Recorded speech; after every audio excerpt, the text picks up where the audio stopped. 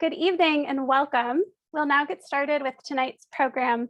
Thank you for joining us as we host another installment of the East Asia by the Book CEAS Author Talk series, sponsored by the University of Chicago's Center for East Asian Studies. My name is Oriana Cachone, and I am the curator of global contemporary art at the Smart Museum, and also a lecturer of contemporary and Asian art history in the University of Chicago's Department of Art History.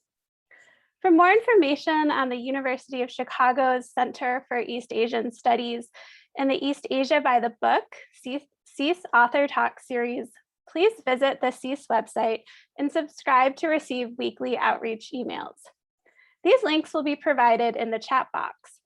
Tonight's program is co-sponsored with the Seminary Co-op Bookstores, the center's long-term partner and first not-for-profit bookstore whose mission is book selling. We are encouraging book sales for this event to be made through the Seminary Co-op, and although this store remains closed to the public, they are fulfilling orders through their website. We encourage visitors to visit their website and help support this unique cultural institution. Learn more about the Seminary Co-op by following the link being provided in the chat box. A link to purchase tonight's book will also be made available in the chat box. Following the end of tonight's presentation, we will have a Q&A session. To ask a question that will be addressed during tonight's Q&A portion, please be sure to type your questions into the Q&A box at the bottom of your screen. I am thrilled to welcome Professor Peggy Wang back to the University of Chicago today. Peggy Wang is Associate Professor of Art History and Asian Studies at Bowdoin University, where she teaches Asian art history from the pre-modern to the contemporary era. Her research into the art history, and art market of China since the early 1990s has been published and presented extensively. Tonight, I'm thrilled that she will be presenting her recent publication, The Future History of Contemporary Chinese Art, a book that I've been waiting for since I first started studying contemporary Chinese art and read Peggy's University of Chicago dissertation cover to cover as I conceptualized my own work. In the years since, Peggy has advanced her research beyond contemporary Chinese artists going to the world to consider how these artists act in the world, introducing new methods of interpretation and narratives of agency that reject oversimplified readings of contemporary Chinese art in order to write more inclusive art histories. Without further ado, I will hand the program over to Peggy. Welcome. Thank you so much. Thank you, Oriana, for that really kind introduction. And also just for inviting me back to the University of Chicago. And I also want to thank the Center for East Asian Studies for hosting this. It's a wonderful opportunity to be able to share my book. And I thank all the people who are here to listen as participants. I know everyone has Zoom fatigue, so I really appreciate you showing up, and I look forward to your questions and comments at the end. I'm going to start sharing my screen.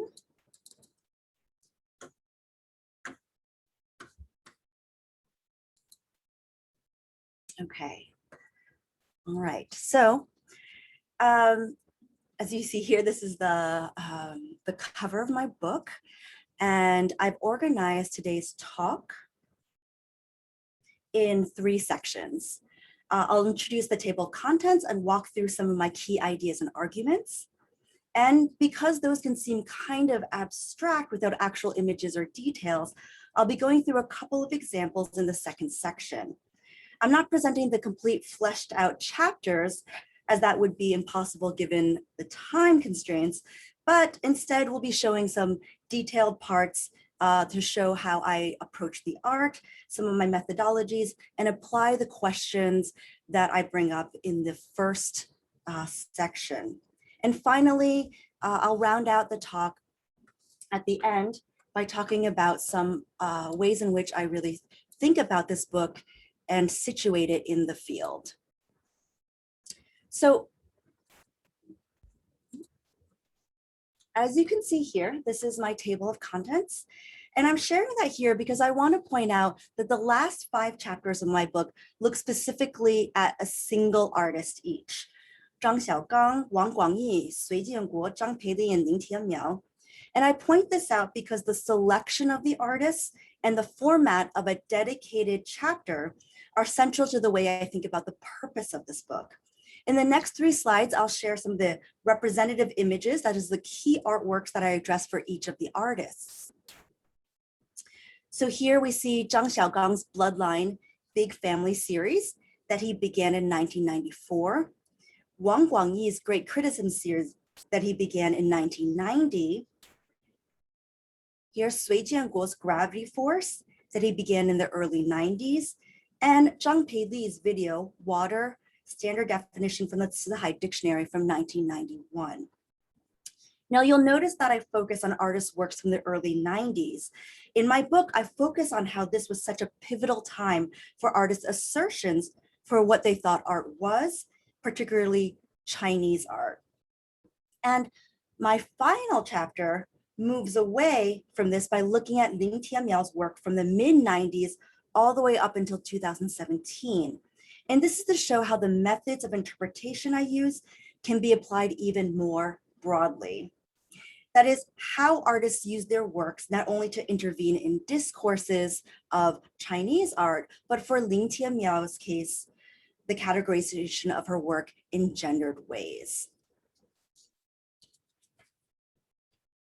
Now, for people who are familiar with the history of contemporary Chinese art, all of these works will be very known to them. And when I was writing my book, and people would ask me what artists I was working on, when I would tell them Zhang Xiaogang, Wang Guangyi, Sui Jianguo, etc., I could feel them rolling their eyes because anyone's immediate thought would be, wait, hasn't there been enough attention paid to these artists? There are entire catalogs and monographs already devoted to them. But that is precisely why I chose these individuals, because it seems like they've been so overhyped and overexposed, we assume that we know their narratives. So to me, that makes them ideal cases for revealing why and how particular narratives have crystallized and then been regularly recycled. In each chapter then, I lay out for readers what current interpretations are, why they exist, and then I offer alternative readings of their most iconic works. Overall, I hope that as people read the chapters, they can ask, why haven't these interpretations that I'm reading here presented come up before? Are there particular assumptions, biases, or frameworks of understanding that have prevented us from asking particular questions of these artists and works? And to get to that, in this introductory section, I'll be presenting 2 primary frameworks that I think have really limited our interpretations and furthermore not prompted people to look beyond these existing readings.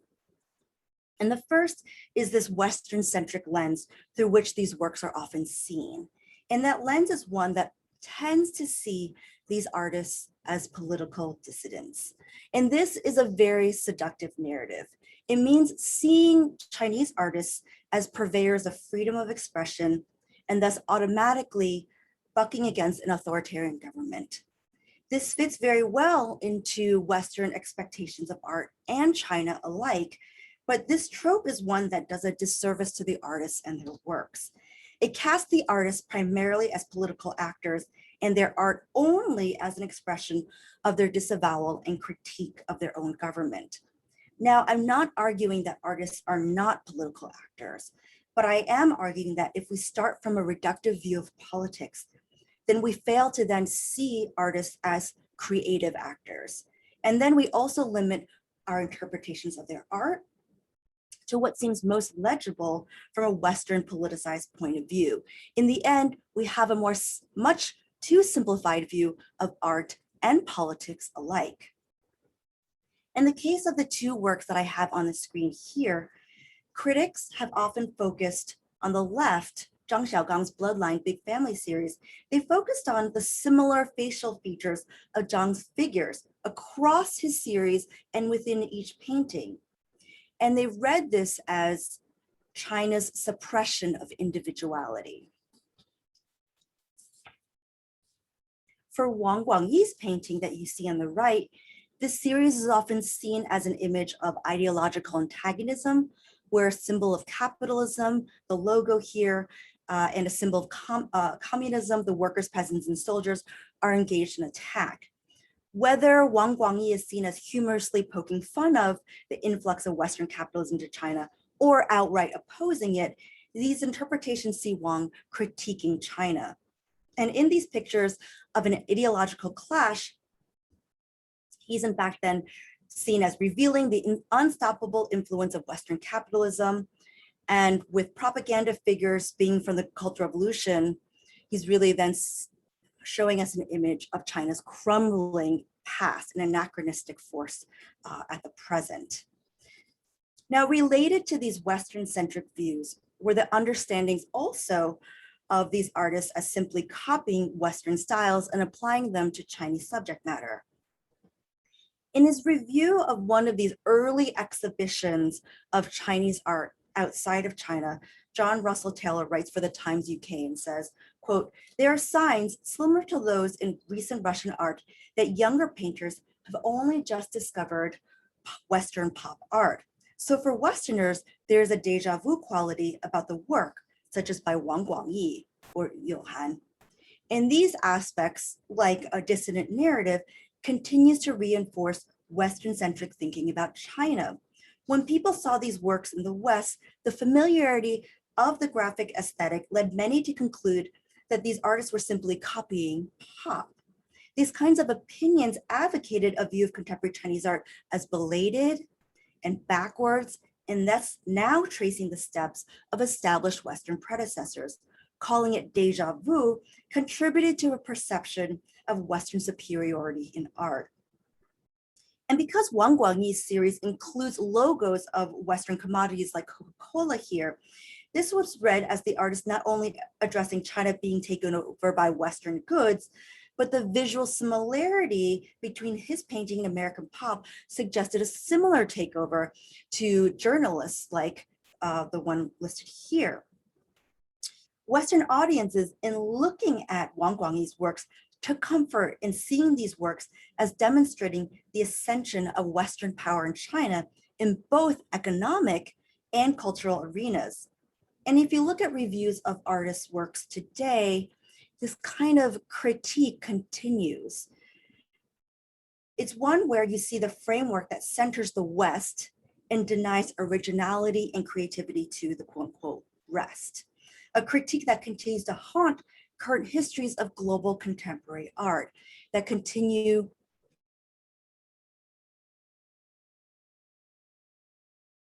these entrenched Western-centric views. Now, two related critiques have also been made of Zhang's work. The first sees him as just copying existing photographs that he found. And this is part of the kind of the story of Zhang Xiaogang's Bloodline Big Family series, that Zhang found a cache of family photographs at his home in Kunming and as a result just copied them. And that's what we see as the result.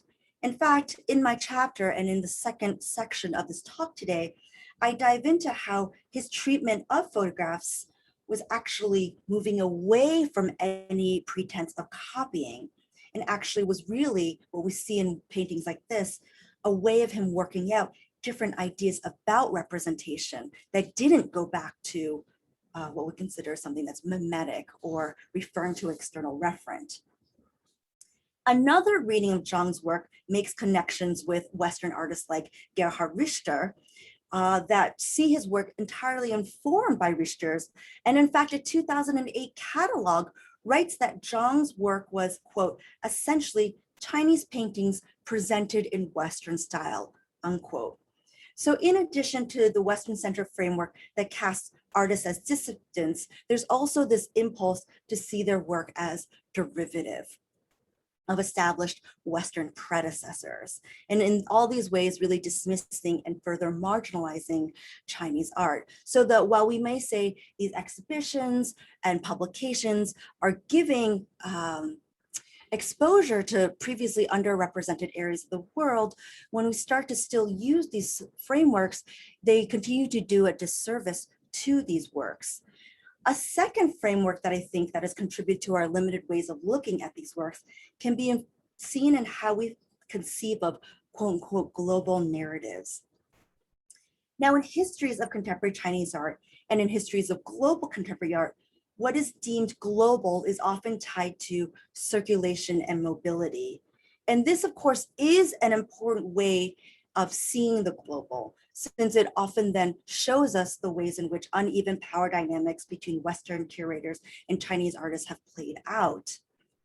That it's very limited who gets selected for exhibitions and who gets to be shown on these kinds of magazine covers like you see here. But when we think of it only in terms of circulation, this leads to a way of thinking about this kind of strange bifurcation between a domestic narrative and a global narrative for art, and for contemporary Chinese art specifically, where the global narrative contingent on mobility covers artworks that are exhibited outside of China and are created by diaspora artists. In this way, then, the relevance of artworks are then often only consigned to localized contexts, and then only seen as globally relevant when they are made global through international exhibitions and media like you see here. This kind of formulation renders the artworks doubly passive. They are circumscribed to relaying a domestic story while waiting to be made global through circuits of transmission. So in these ways, often artworks like the ones you see here are seen as only limited to Chinese subject matters and directed at Chinese circumstances, and then can only tell us a history of the kind of domestic narrative. They contribute to global narratives because they can tell us about what happens to art when they're exhibited abroad. But again, this leads to a very strict bifurcation and very limited way of thinking about how global relevance can be conceived. In fact, before these works were even exhibited abroad, artists saw themselves as addressing the world. They saw themselves as globally relevant. But that story of how artists saw themselves participating in broader discourses beyond just their very localized circumstances has not been as readily explored. In fact, works like this one came about precisely out of a desire to speak to the world and for artists like Zhang Xiaogang to see themselves as asserting a place of belonging and even contributing to worldly discourses. And I share here a quote by Zhang Xiaogang from 1992, right before he began experiments that would lead to Bloodline Big Family. He says, quote, "We shouldn't try to fit into some imagined international standard. Instead, we should participate in constructing the world's new cultural scene. I'm confident that full participation is feasible. What exactly real contemporary Chinese culture is, only we know, but we have yet to come up with clear concepts and images to show to the world."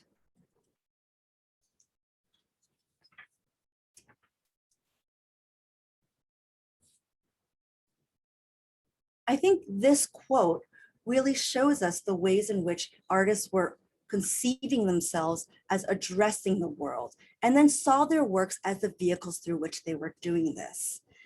And I'll talk about in a moment the ways in which they saw that a key component of this was a consciousness towards art history. And Bloodline, in fact, came about through a specific search for an artistic lineage and a language that would give him a claim on the past as a way to reorient his place in the world and in future histories. And this kind of world-facing, future-facing way of seeing their works is really central to my book. And this emphasis on lineage then that I just started to mention is really important because it points out artists at this time did not at all see their art coming from a place of copying, but instead they excavated different sources from their own past and put them into their work to present to the world as a way of defining themselves and defining art. So I leave here in this section two central arguments that I have. First, the artists were using their art to address their place in the world and assert their own belonging in the world. And the second, that artists were making themselves and their own art histories visible in their art.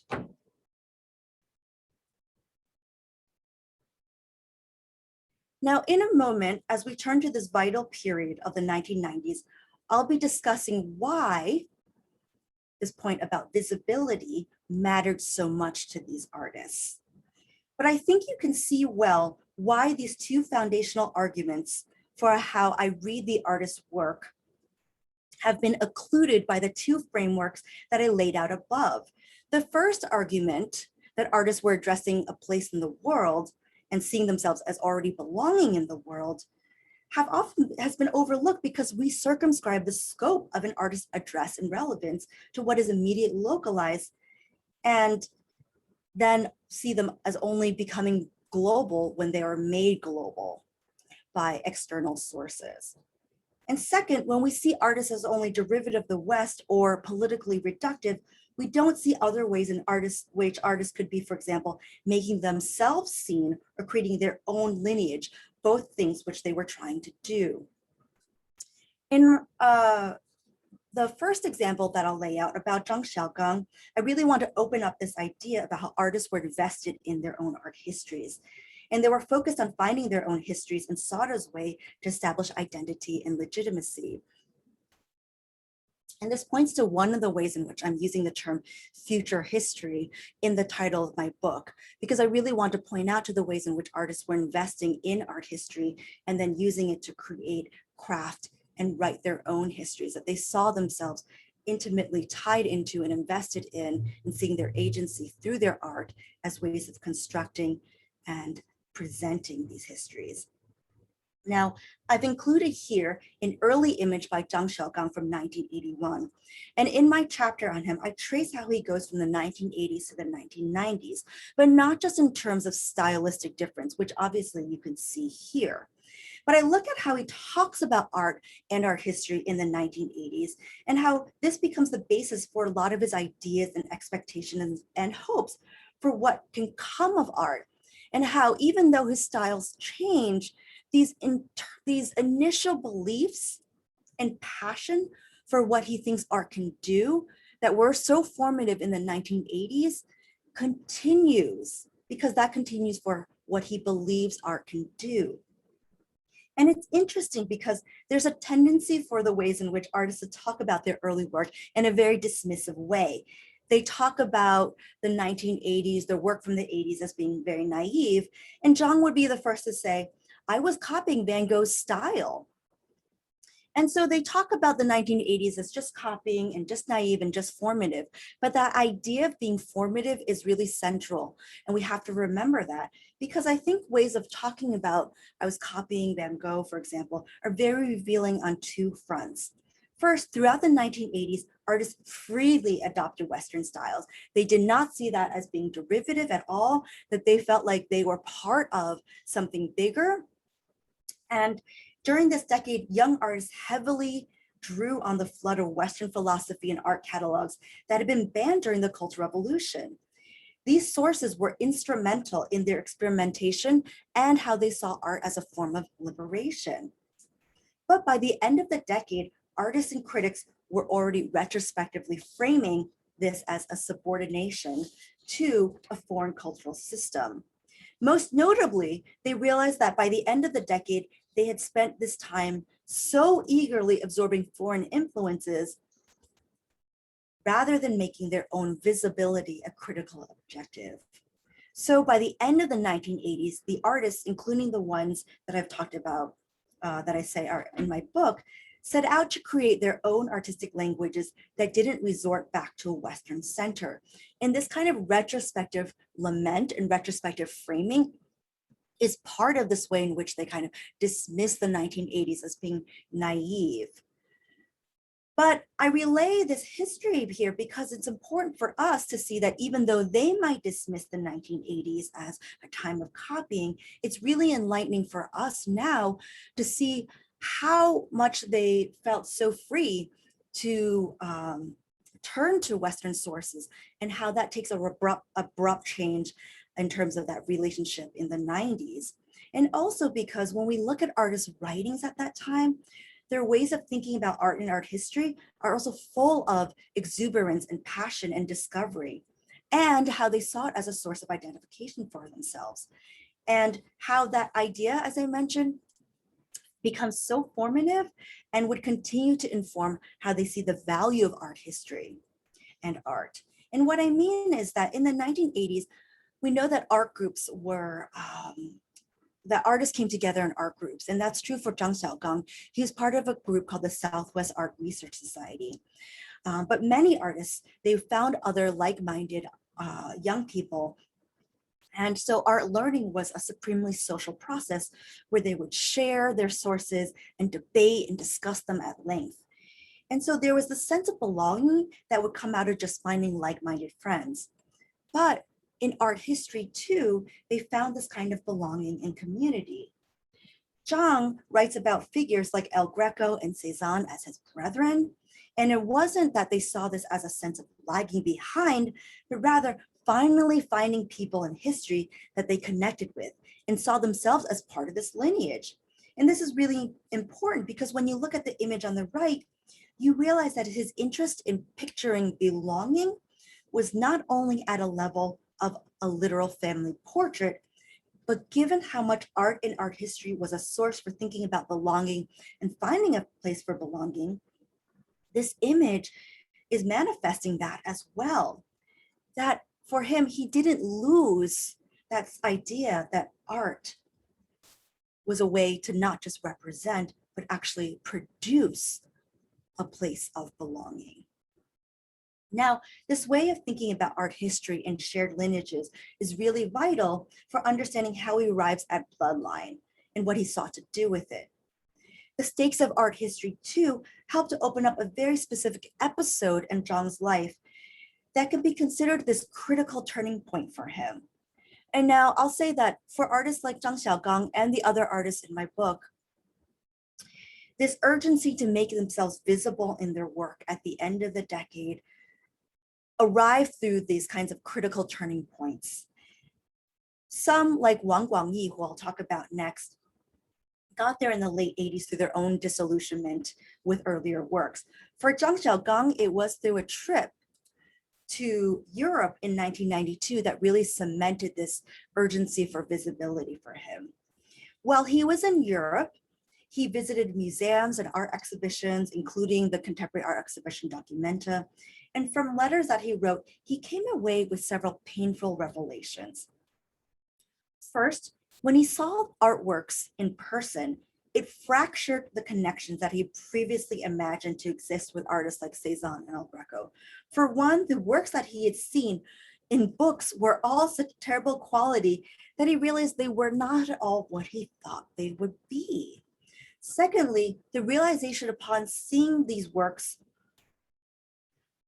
particularly within Europe, made him understand that artists were drawing on their own specific environments and worlds when they were producing their works. He explains it as, if you see the landscape in Amsterdam, as he did, you realize immediately where Van Gogh came from. He is a Dutch artist. His work is tied intimately to this environment where he is from. So he began to see this flaw in his own work, where it wasn't based on his own life or his own surroundings. And maybe he really should have been doing that, he's thinking. He'd been so busy seeing himself as an artist through another art history and these imagined shared lineages that he came to realize that what he was actually doing was totally different from what he had imagined them doing. And the pain and disillusionment of this then propelled him upon his return to China. He realized that he needed to find his own lineage in art. He needed to find his own art history, that what he previously saw as brethren were not in fact that. And he needed to, when he located his own art history, he knew that it had to connect to the specifics of where he had come from.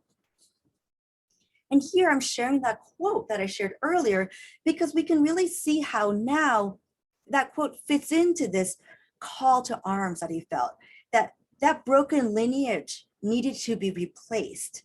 And he came back from Europe with this idea that he needed to really define what was contemporary Chinese art to him, and so he could showcase it to the world. Because at the moment, the West did not understand at all what this was. And so it was up to artists like him to construct and present that. And so when he came back from Europe, he had the chance to go to Beijing. At the time, he was actually living in Southwest China. And so he traveled to Beijing at the end of that year. And that is where this picture is taken. And this is actually the first image in my book. And I use it to remind readers not to jump to the artist as dissident narrative, because that is something that we would so quickly get to by seeing an artist standing in Tiananmen Square. But to him, he wanted to go to Tiananmen and photograph it and see himself within a Chinese site, space, and place. And in fact, when we look at his photographs of his studio from 1993, we see that he was actually in the corner here of this board. We see that he actually has photographs of Tiananmen taken on site. And he was using these as external references. He was studying them so closely as source materials for the paintings of the series that you see on the right here. He had photographed the gate at different distances, and then he proceeded to make paintings based on these photographs. Through these photographs, he was using them to study the specificity of Chinese places. And then we'll see in the next series of Chinese faces. In this way, his art that he produced would not be filtered through anyone else's reality. And we can see that here as well. Again, on this board, we see at the bottom here, all these photographs of family and friends. And he's actually then produced series based on that, where he has pretty much used the photograph as this external reference, where he's maintained the perspective of that kind of fisheye lens, the very close perspective distortion that happens when you get so close to the lens, to create the form that you see on the left. And so we can call this kind of relationship between the photograph and the painting as indexical, where he's treating his source materials as something to be replicated in his paintings. And I want to point this out because this was a vital kind of connection in his return back from Europe, where he was studying so closely Chinese places and spaces, and he was really studying these photographs and using them as these sources to essentially be copied in some way. And this really compelled him and made him ripe for thinking about photographs when he found that set of old photographs at home.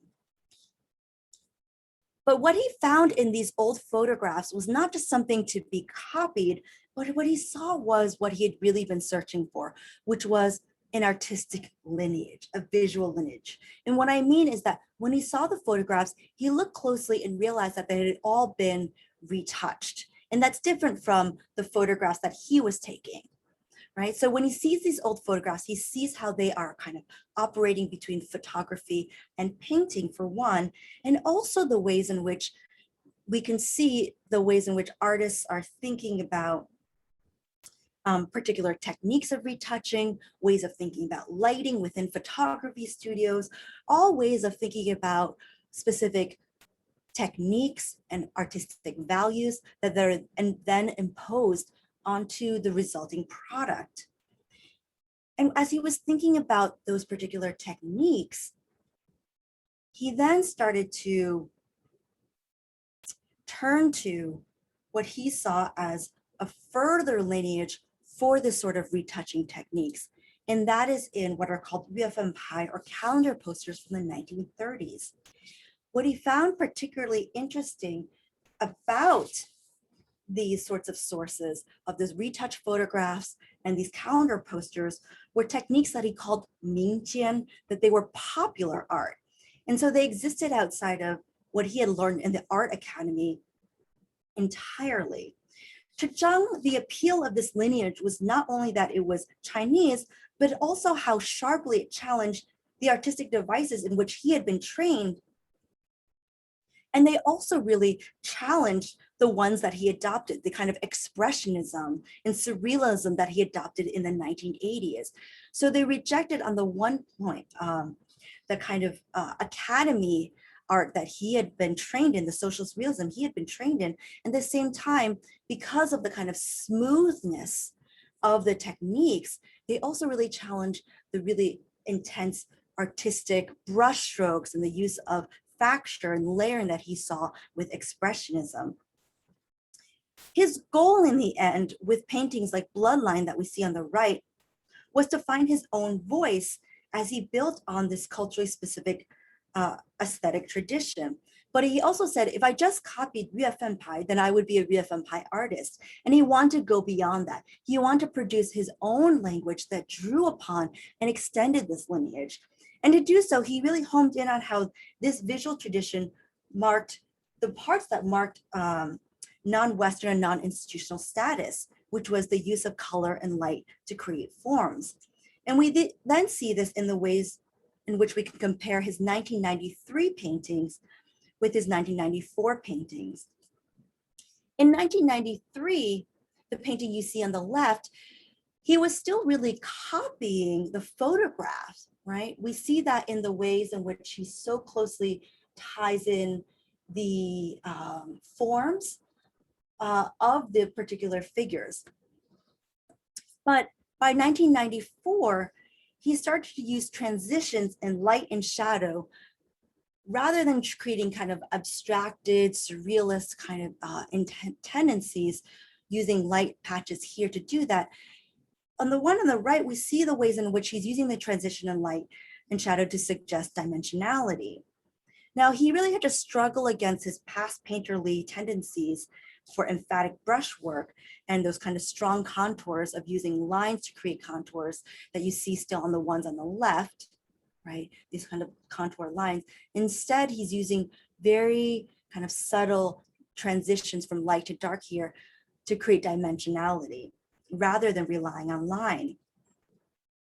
The incredible subtle handling of paint, like we see on the image on the right, produced illusions of volume that emphasized what was distinctly appealing to him about the visual mode of calendar posters and photo retouching.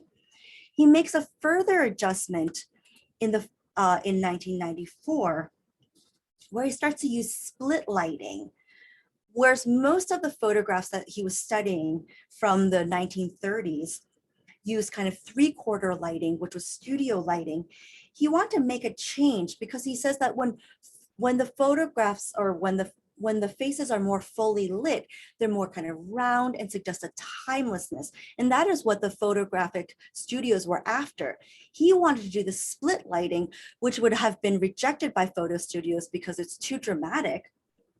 But to him, when you place the lighting right down the center, and you have half of it dark and half of it light, to him, it really then suggested a kind of passage of time.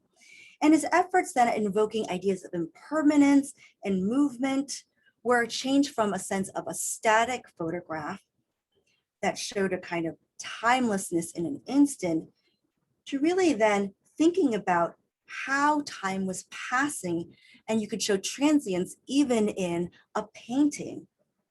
To this feature, I point out this feature because it really shows us a significant adjustment where Zhang was now no longer beholden to the photograph as a source to be copied.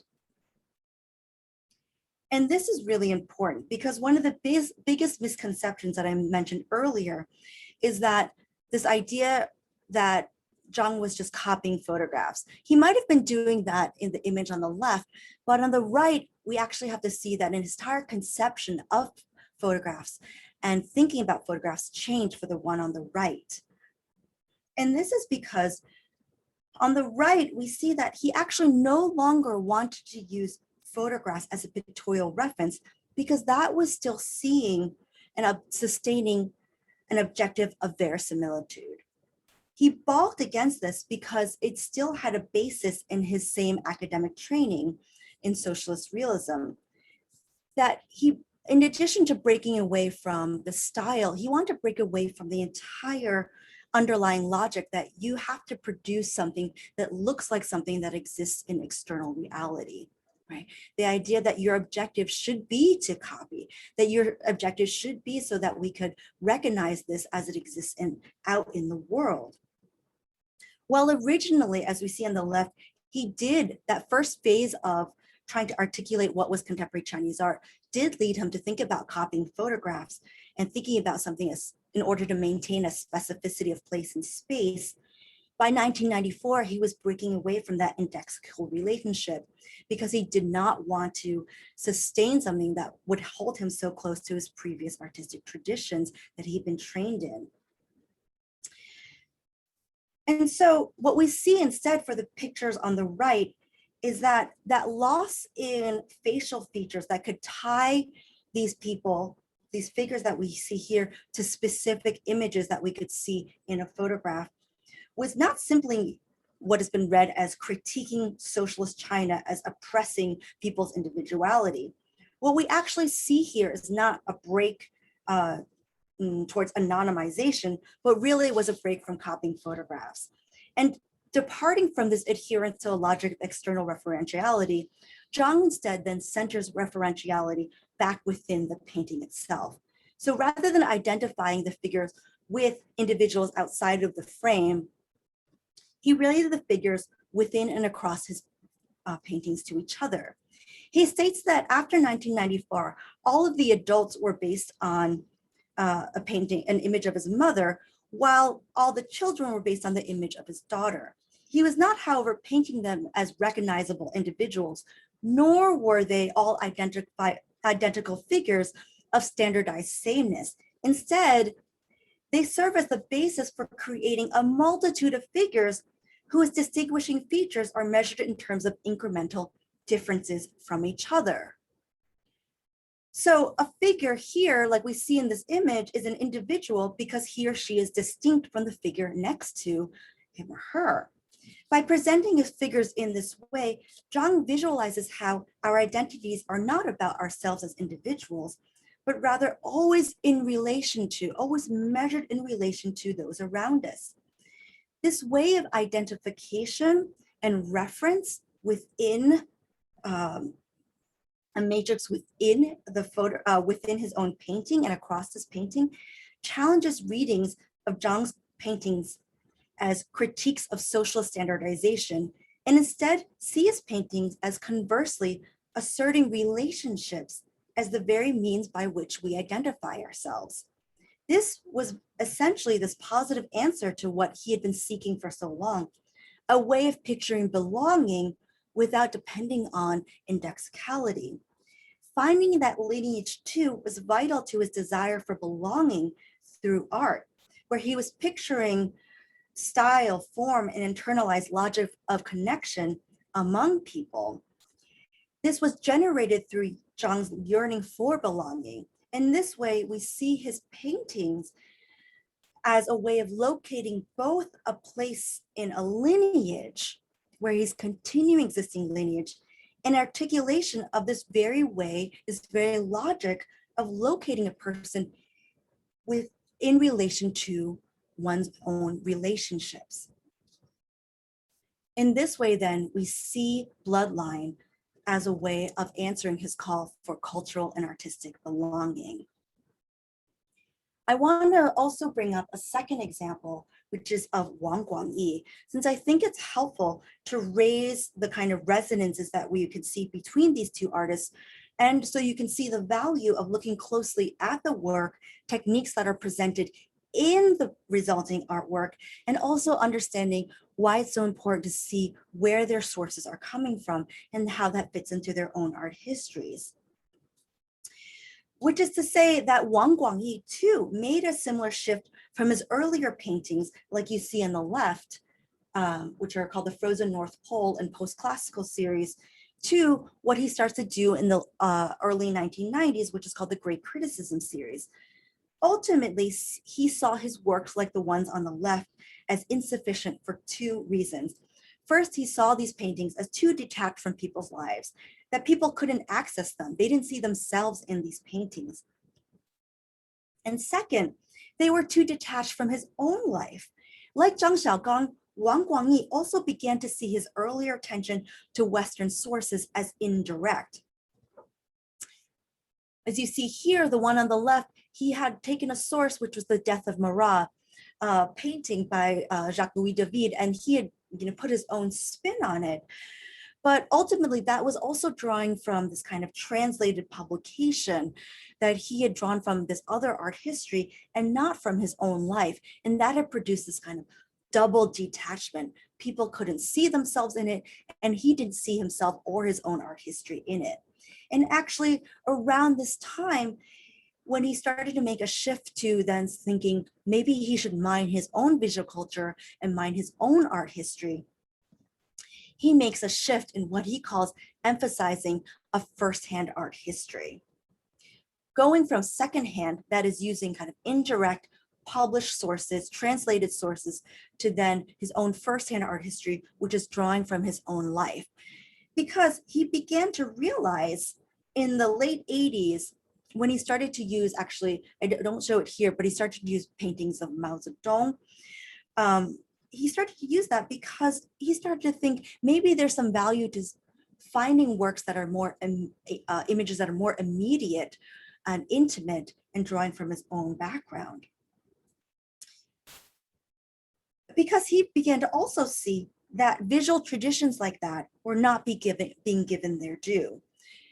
That within his own learning, his own tradition of socialist tradition, socialist painting, and even within what he had been thinking about in the 1980s, he had not seen his own art history as one that was valid.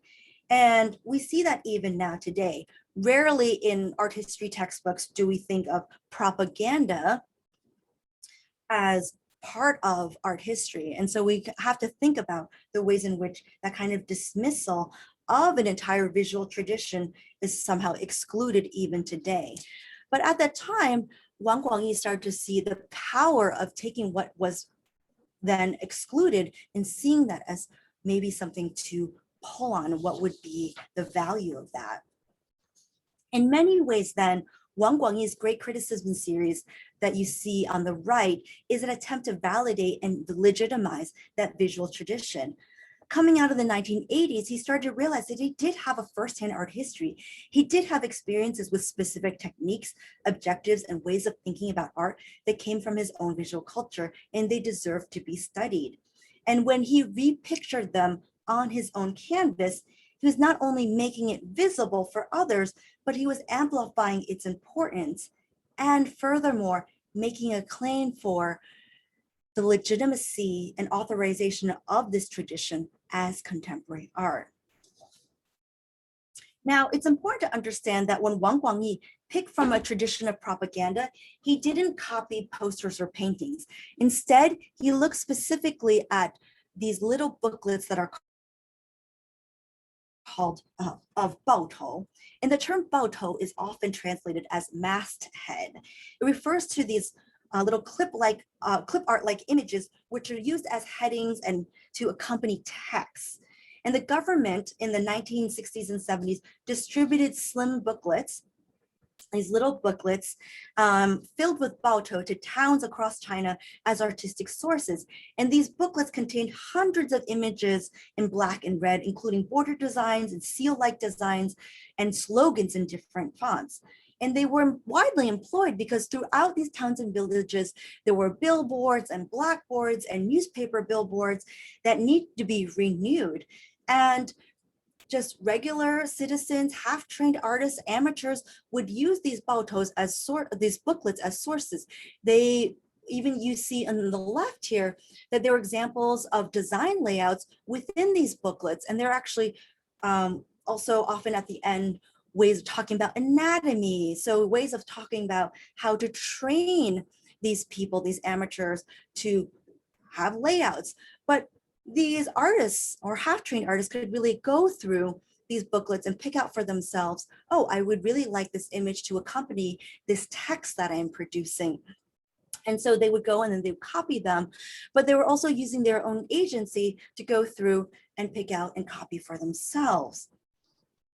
And so when we see that decades later, when Wang Guangyi turns to this specific source, these little Balto, he is in fact participating in that entire visual tradition. He's picking one that he wants to use as the source within his own painting. And he's thinking then also about layout and editing and design. And he's also following the various ways in which they're talking about anatomy, because he says that this way of depicting these figures with such strong musculature, that was not the kind of proportions and ways of thinking anatomy that he was trained in, even in the socialist realist tradition. This was really specific to these sort of really mass popular propaganda images. And so we can see that by drawing specifically from the Balto tradition, he's participating in a visual tradition that pictures the very importance of image making and the people themselves as the producers of these images.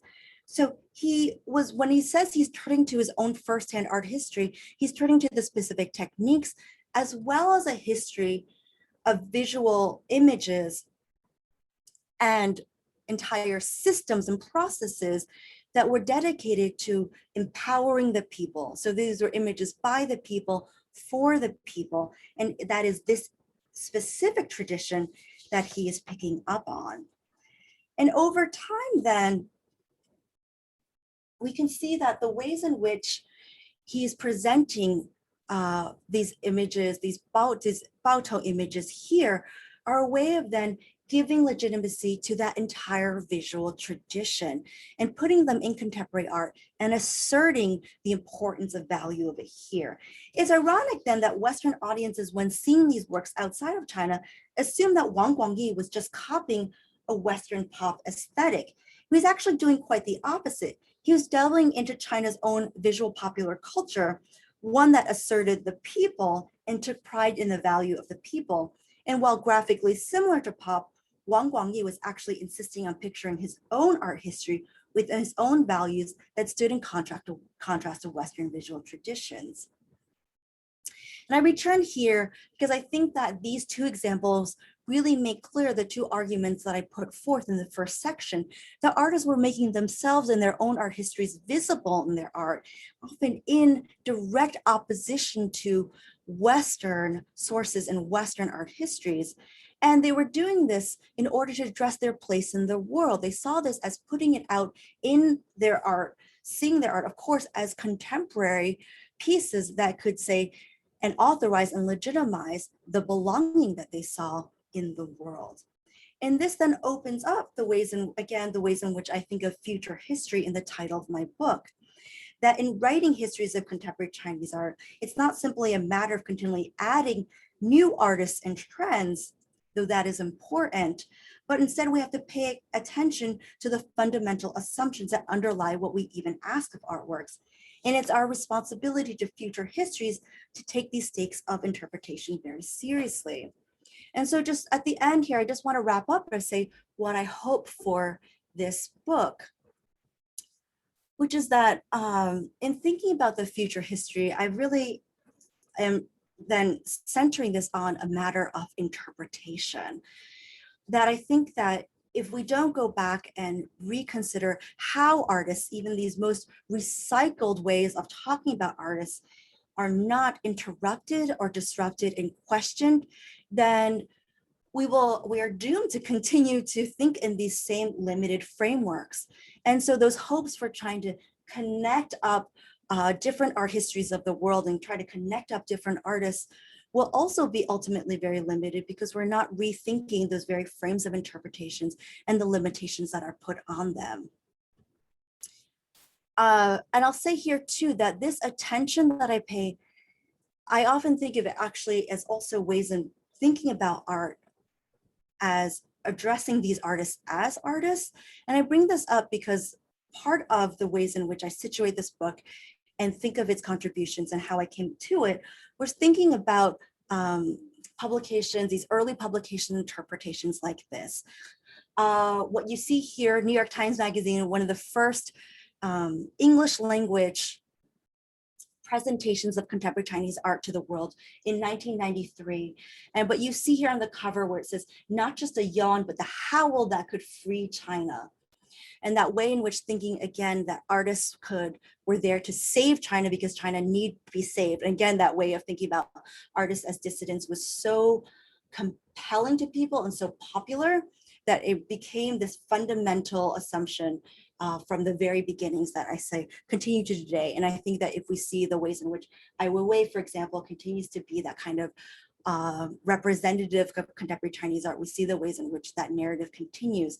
But I also want to draw your attention to the inside the magazine, the heading for this was called "The Irony, Humor, Parentheses, and Art Can Save China."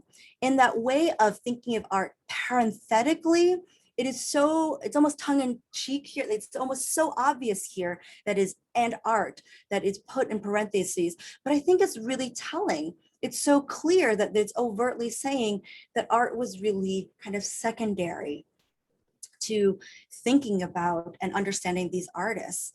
And so that led to this kind of strange way in which art almost becomes the secondary thing or becomes this parenthetical way, even within art histories, started to come out in statements like this by Wang Nanming in 1998. He said, people do not pay attention to Chinese art because it is art. And so part of my intention in my book too is to then recenter art in art histories by asking, what did artists think art could do? That they could see it as ways of constructing the world or constructing forms of belonging, that they could see it as presenting and establishing lineages that they could show to the world. And that it was this profoundly generative way of thinking about art and thinking about their place. And in this way, then it really opens up for us. It makes us rethink that we need to go back and look closely at what the art itself can reveal to us. And seeing that in conjunction to what artists are saying. And for that reason too, laying it out, as I said, in this format where each chapter is dedicated to a specific artist is a way to encourage us kind of go back, look closely, and look intently at works rather than trying to rush through to create these kind of strong, long, really seductive master narratives that continue to, unfortunately, in some ways, reproduce some of these same interpretations without stopping to think about the very stakes of interpretation itself. Thank you.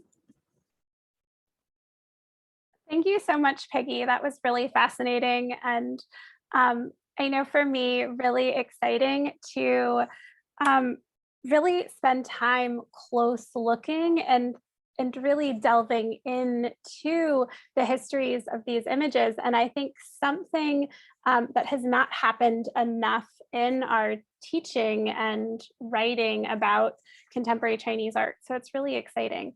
I have sort of a mishmash of first questions, but I think it's really important to think about the ways in which the 1980s are so often read as this definitive break with the past. And then we see in the 1990s a recuperation of a distinctly Chinese visual culture or history of visual culture that becomes really important for reinterpreting all of these works that are not necessarily biased by Western sort of understandings of China in the 1980s and 90s. I'm really interested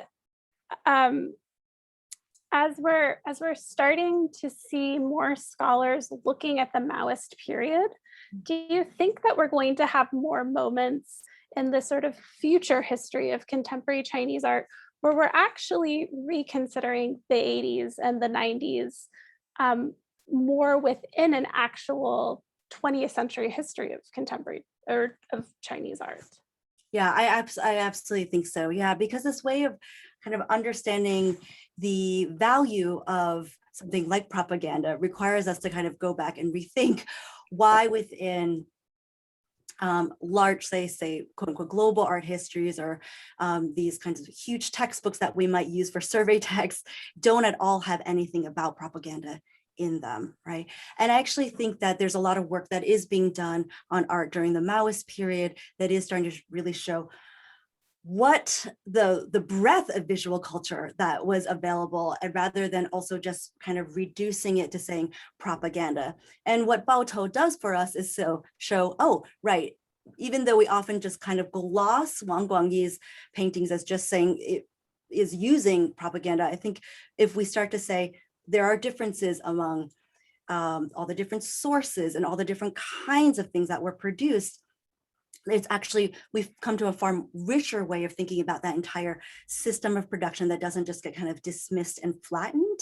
And so I think that kind of opening up of that is definitely happening, and it's also happening in the ways in which we periodize, right? And say, I think there's a push to also think, why do we only think of contemporary Chinese art starting in like right after the Cultural Revolution? And so there are ways in which I think that kind of claiming of histories is also a way of really opening up, again, ways of kind of rethinking, like you say, the Mao period, but also I think, like you said, in the 1980s too, because I think a lot of work is being done in that to also open it up. One of the other ways too is that we often see, like, we often think of the 1980s as coming out of China's isolationist period. But the discourse around China in the world, in the Cultural Revolution, was that they were part of a world, they were part of the third world and leading the third world, right? And so that connection and that way of thinking about world making through art and connections through art is very much also something that I think is central to how people are also reconsidering the 80s as well. I think that's really important. I've always found there to be this weird irony in how much we search out for the source Western images, but so up until now, there haven't been that many scholars that have been searching out for the original Chinese images that are referenced in all of these works, as just an aside. But we have lots of questions coming in. So I'm going to go to Michael Hatch, who asks, I can't wait to read, or he says, thanks so much for the overview of your book, Peggy. I can't wait to read it. I wonder how or if your framework could include ink painters in the 1990s.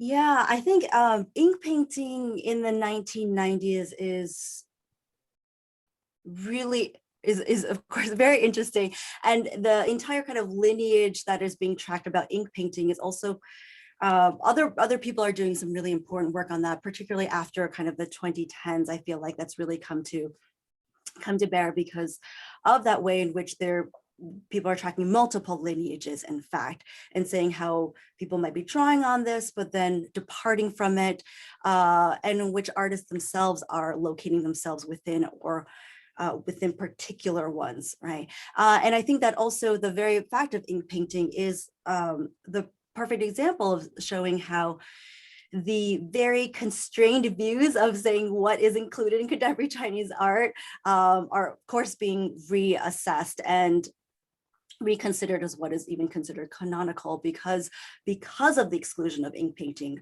for so long. And that also brings up very much, I think, very recent work on the value of heritage and tradition, and not seeing it as something that is necessarily going to, that when you even raise an idea of tradition or heritage, that somehow it will already make these artists backwards, or tied to something that's like somehow catering to a particular sense of identity, but instead now seeing that as a legitimate separate way of even challenging specific ways in which contemporary Chinese art to this point has been narrated.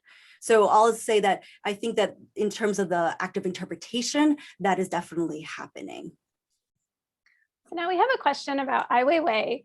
Don't you think that Ai Weiwei can only exist because of the reading of artists as dissidents? That is still the most relevant category of analysis for contemporary Chinese art outside of China. Basically, is it a successful byproduct of the limited East-West thinking? Yes. I agree.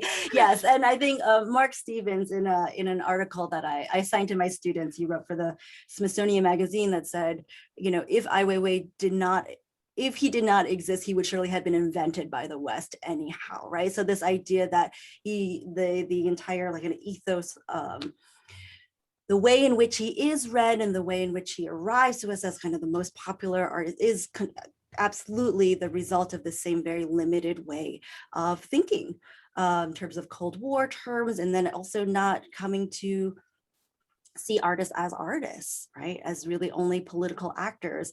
And that itself has then, the productive side of this is I think that it has yielded then greater discussion on this question of like why Ai Weiwei and why these certain artists, right?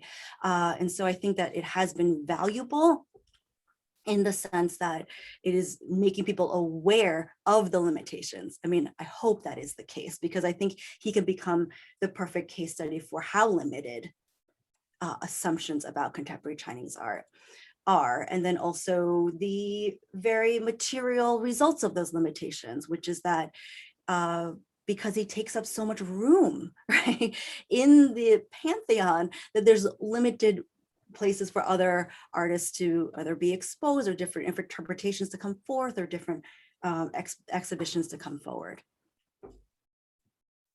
I'm wondering what Dr. Wang thinks about legibility and Wang Guangyi's work. Not only do the great criticism paintings draw upon legible modes of image making in China, but also legible forms of communication, the logo. How does the development of legibility from the earlier Seurat-based paintings to the great criticism works inform your reading, and what can it tell us? Yeah, I mean, I think, right, because we think of legibility here in a few different ways. One is that the legibility of those graphic images, I mean, I think people have also pointed out, because I think what it does, it points to the actual ways in which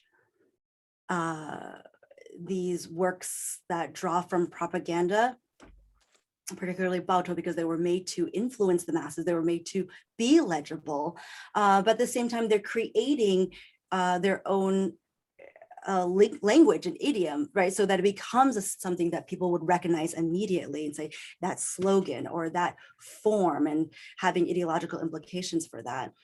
At the same time, we know that, right, logos themselves and what's seen as commercials and advertisement as the form of capitalist realism is also premised on legibility as well, and reaching the masses and reaching the people. So I think, yeah, people have also pointed to the ways in which, of course, Wang Guangyi bringing these together is also talking to the ways in which these things coexist and actually are quite similar in the ways in which they are both trying to use that language of graphic legibility, of color, of excitement, and of reaching the masses. So there is, in that way, I think the visual forms of it do show a way of kind of both. That is another way of kind of challenging the ideological antagonistic view that is really only premised on symbolic readings of the work. Another question. When listening to your talk, I might be interested how you see the debate of the multiple modernities settled. I'm thinking of Michael Trujillo or Oakley and Weezer's elaborations, for example. A universalist modernity of the West outweighs all others. So I would be curious what you think about, and if you could elaborate what role these multiple modernities play in your work regards to the arts.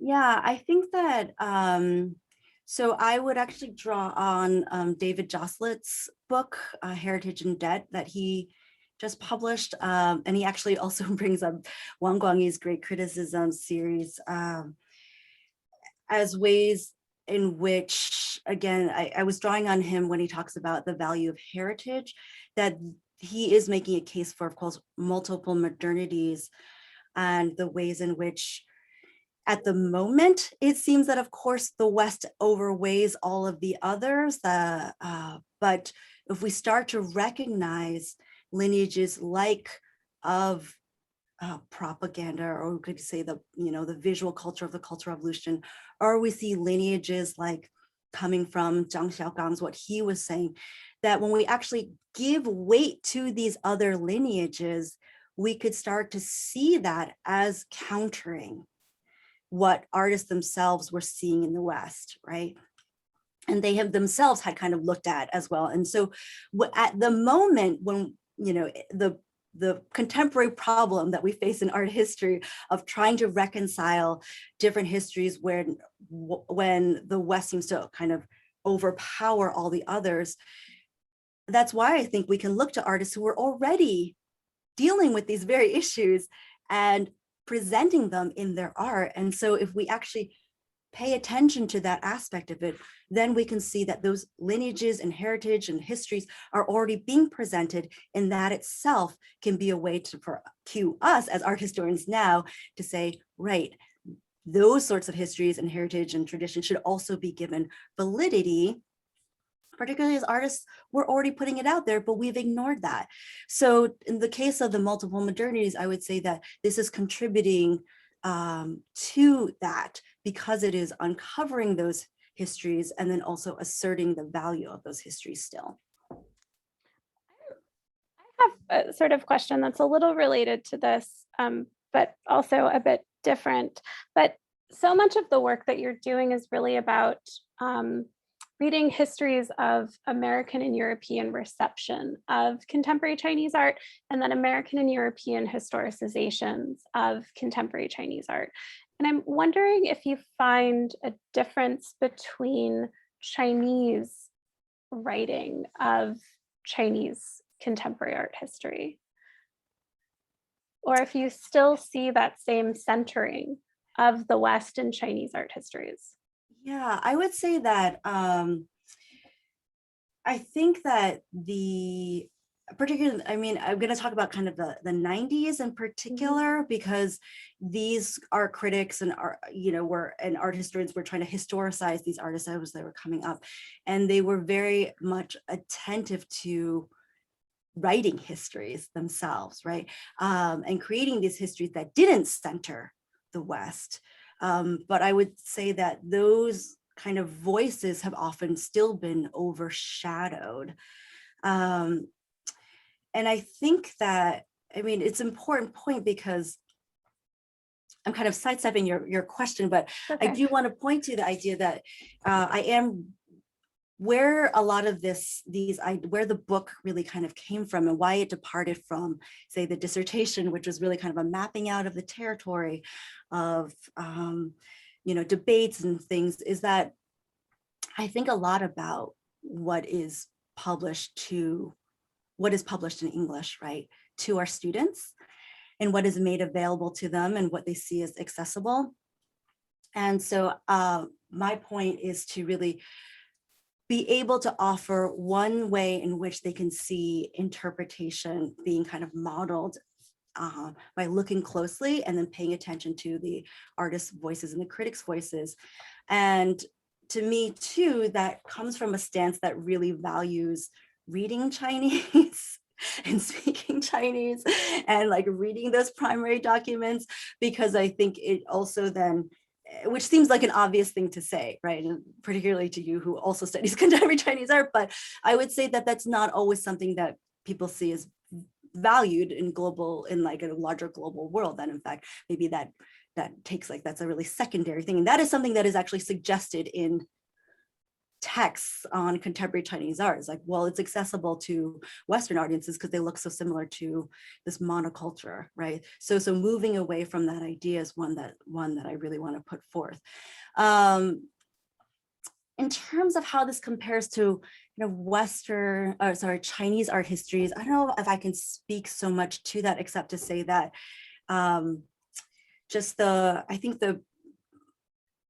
because Chinese critics and art historians were already so attuned to finding ways of trying to center China, or thinking of China as its own center, to oppose a Western center, that produces different art histories inherently, I think.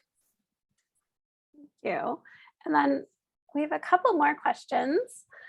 How do you think your methodology would apply in reading more recent art practices or productions? For example, Xu Zhen, Chen Tianzhuo, and Miaoing. Yeah, I would say that, it goes back to a couple things. One is that it makes us reconsider how this newest generation is discussed. It also, I hope, brings more nuance to the ways in which we talk about politics and politicized art, right? That ideology is not something to necessarily be avoided, but something that we can treat with great nuance when we look at sources and think about artists' own perspectives and objectives. At the same time, like, I've read articles where, the headings is something like, this newest generation, unlike the oldest generation, is like creating art that is apolitical, or something to this extent. And again, that means you're building an entire history that is still, that is not seeing and unpacking art for what it was. And so I think that without asking more questions, and that's really what I'm asking us to do, is like ask more questions of even well-known artists, will allow us to see what blinders we have, what kind of blind spots we have. And so when we look, so more recent art production, similarly, just still looking closely, spending time looking closely. And I would say that sometimes is not something that we necessarily do. Looking closely at technique and practice and what artists thought art was, rather than just reading, for example, straight subject matter, right? As that's the only thing that we can read from the content, but instead seeing each work as a work in progress to talk about how an artist is thinking about art, is thinking about art history. And so I feel like these sorts of questions can help to yield richer art histories and richer understandings of artists' works. So this is a question that in some ways takes us back to questions around ink painting or more historic traditions in Chinese art. But I wonder what you make of artists such as Zhu Junshi and Zhang Wei, who look not only to European modernism, but also to Chinese literati paintings in the late 70s and early 1980s. I've heard in particular from Zhang Wei that he aimed to leave gaps between his impressionist brushstrokes like the Gudai painters did. How can their mismatch of styles, East and West, speak to the context of practices before the 1990s? Yeah, I think that, I really see the 1980s as this really like wonderfully idealistic period where artists could so freely and happily take from all of these different sources and not feel any sort of repercussions that they were somehow orientalizing, marginalizing, like putting themselves in a derivative position.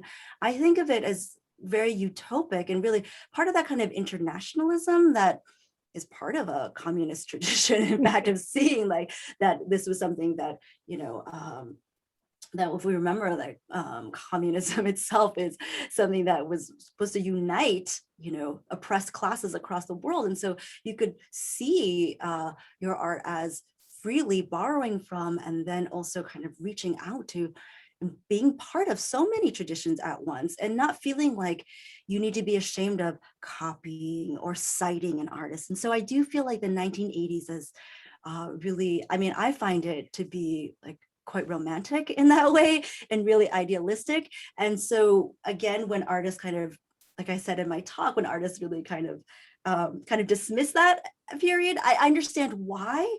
But I think that we lose a lot if we kind of take that at face value. I still romantically look back at the 1980s. I wish I could go back in time.